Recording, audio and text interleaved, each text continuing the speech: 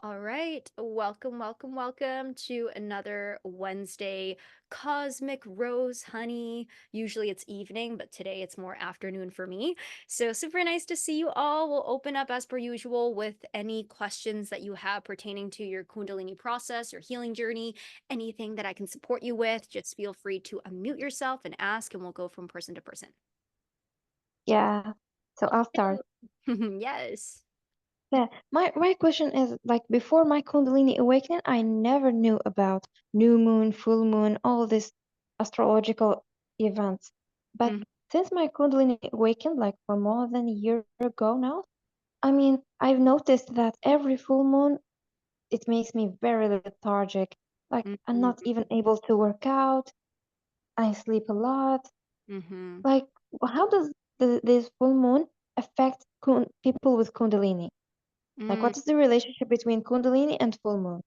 Yeah, that's a really good question. To be honest, personally, I am not like a huge astrology person, so I can speak to my experience of it, but not necessarily like a lot of technicals around it.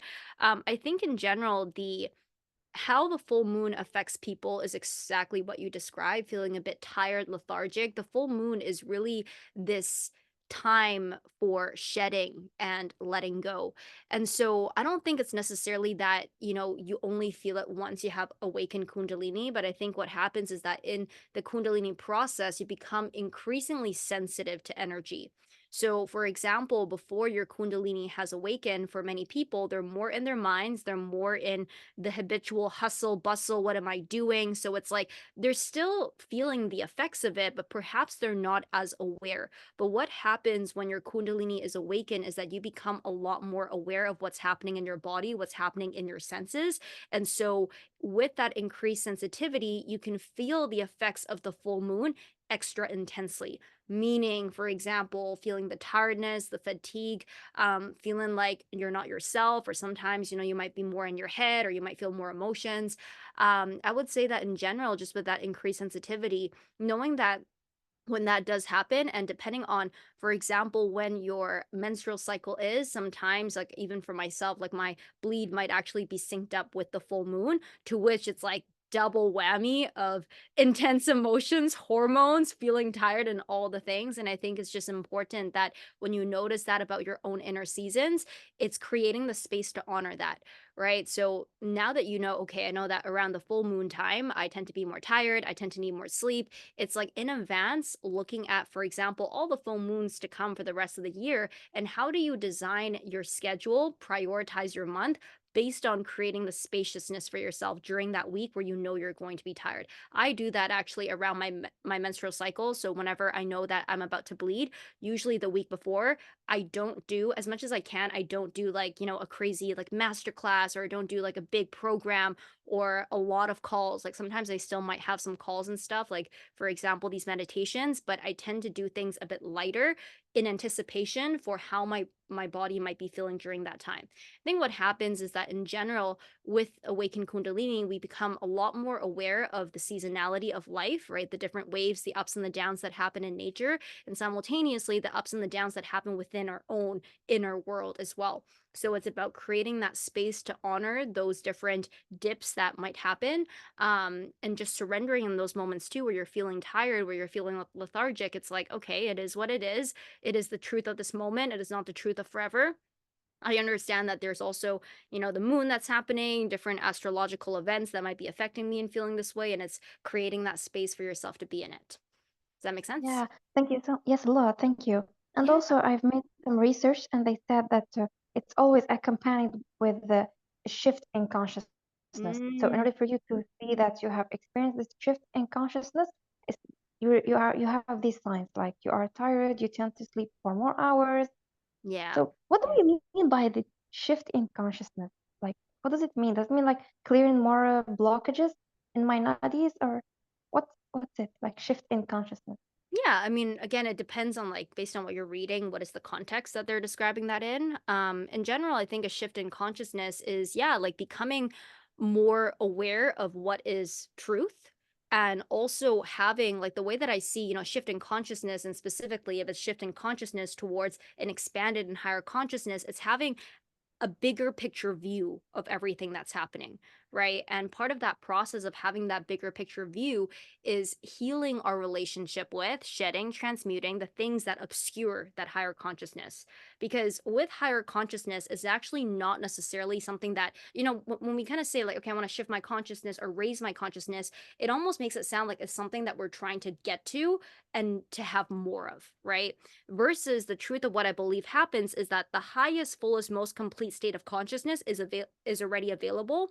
But what's happening is that there are things, in for example, in um the Indian philosophy, the yogic philosophy, we would call that in Tantra as well, like the Maya, the illusion, right? That which obscures our consciousness, that which obscures our ability to see the higher perspective of everything. So, depending on, again, what this text or what this person is saying in context of shift in consciousness, but in general, it's clearing, letting go of, and shedding the illusions and the things that obscure our experience of the bigger picture. So, shift in consciousness, especially if it's in the context of, okay, having a higher level of consciousness, it's less about attaining something and more about remembering that which has always been there by removing and cleaning off essentially the things that cloud your ability to see the bigger picture. Does that make sense? Yes, a lot. So how can I add one thing? Hmm. Yeah. So how does you are speaking in terms of consciousness and energy and things that are abstract and we don't see them. So how does this impact my worldly life, like my mundane life? How do I touch this in my real life? Oh gosh, I love this question. And that's truly, I think, the heart of my work, the heart of my mission is like, making it clear and tangible, like, why on earth would we even bother to do this, right? Because sometimes it's like, okay, like expanding consciousness, remembering who you really are, but like, how does that actually help our day to day? I think one of the biggest things is that it puts into context very well what happens in our daily life, and it helps us to change our relationship with the things that happen in our life, specifically painful moments, challenges, the moments where our heart is broken, the moment where we feel grief, the moment where we feel like I'm a failure, I'm not good enough. When we expand our consciousness and we remember that which we truly are, right? When we have that higher state of consciousness, that means what we are remembering at the core is that we are this big, huge God consciousness, divine, unmanifest, everything and nothing, all that there ever is and all that there ever will be, that has decided to come into incarnation in human form. And God descending into human form, what was the point of it? Was to be able to experience itself, right? Be able to have a human experience that comes with it, not just the bliss, the joy, the happiness, but that comes with it the pain, the grief, the anger, the confusion, the frustration, the forgetting. And so, what I've really found is that when we expand our consciousness, we raise our consciousness, we remember our true nature as the highest form of the unmanifest and hold that simultaneously with I'm still in a human body, I'm still having a finite human experience. It gives us that bigger context to be like, right, everything that happens in my life right now, it is valid. Everything that I'm going through right now, although might be painful, although might be uncomfortable, although might be extremely confronting, it is happening for a reason because this is also a part of the divine experience that God consciousness that the divine mother wanted to experience and hence therefore why humans and us were created. So it helps us to put into perspective, I think, a lot of the things that happen. And what I have experienced in my life is that, it helps us let go of a lot of the dualistic notions. And duality is really what causes our human suffering, right? Duality meaning that there's either one thing or another. And with duality, in our limited state of consciousness, we create attachment and aversion, right? When there's two sides of something, we always want to get more of something and get less of something else, right? I want more pleasure. I want more joy. I want more love. And I want to run away from, and I want less pain. I want less sadness. I want less stress. I want less confusion, whatever it is. And it's this constant pull between these two different facets of duality that creates the suffering, right? Because it's like wherever we're at, we're like, I should not be here because I should have more of this or I should have less of that. What happens when you expand your consciousness and you remember more of your true nature is, again, you hold both sides of duality and you honor whatever is happening in this moment as this is what is meant to happen. There is a greater level of surrendering, and as I talk about, melting into what is in this moment, where you can accept all facets of your human experience. And so we let go of trying to get more pleasure. We also let go of trying to run away from pain. And it's from not attaching to pleasure and not running away from pain that we can experience bliss and peace genuinely in our day to day. And so, what that allows us to do is, again, move with a lot more grace in our life. When stressful things happen, we presence that stress, we presence that discomfort in our body. We're able to breathe through it. We're able to sit with the parts of us that get triggered, reassure them, offer them love and safety. And so when you really look at how, okay, being able to do that, sit with our emotions, understand the higher purpose of it all, how does that ripple into your day to day? Number one, you spend less time fighting yourself. Right? You spend less time saying, oh, I shouldn't be feeling this. I should have more of that. I should have less of this. I should this. I shouldn't that.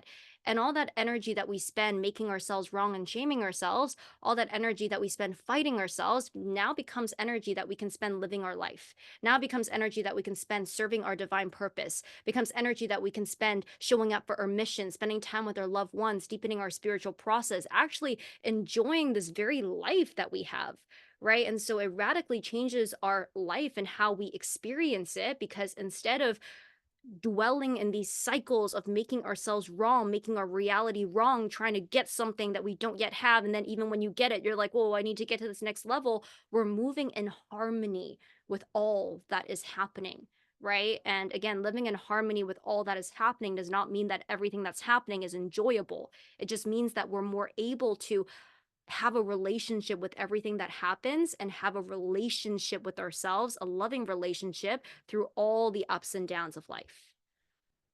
Does that answer your question? Went on a whole, A like, I think, lot. I don't Thank you know, so much. 7-minute monologue there. Yeah, it was amazing. Like it was channeling. I know that you don't speak like from your mind. I know. Yeah, my So whole I was body is enjoying all of it. vibrating. Yeah, I love it. Thank you so much, Ella.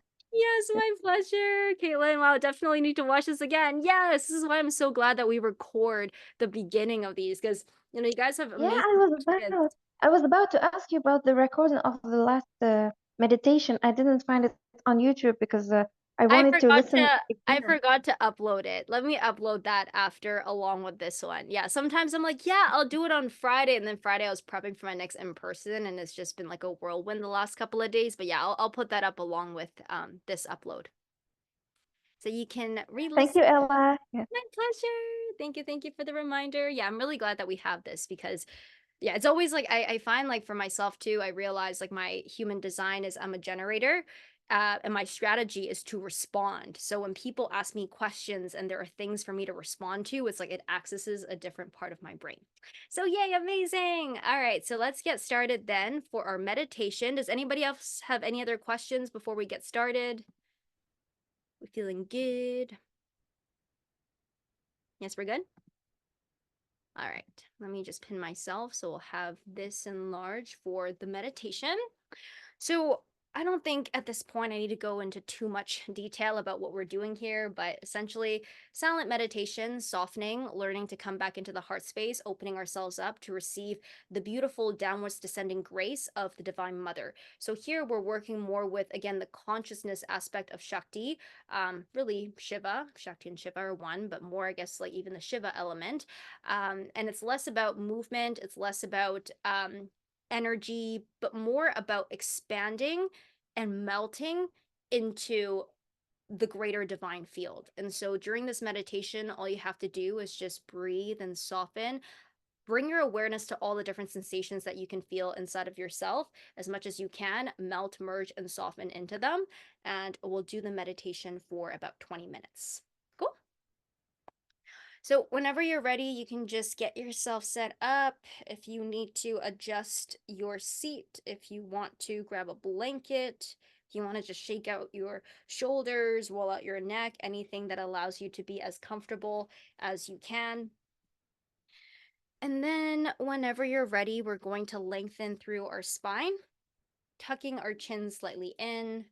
It's taking this moment to really allow your breath to lengthen out, allow your breath to be slow and deep. And from that place, bringing all of your awareness into the here and now and bringing all of your awareness into your heart center.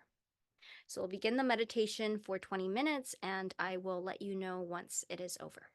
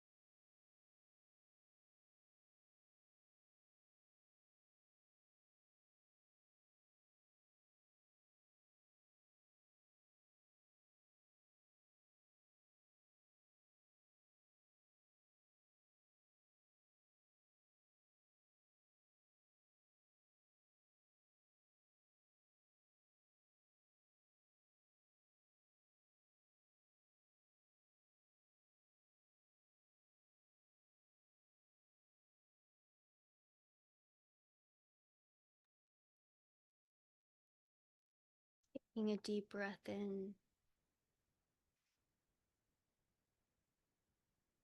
deep, slow exhale, emptying yourself. Slowly bringing your awareness back into this time, back into the space, back into this here and now. Whenever you're ready, opening your eyes and arriving back into this room.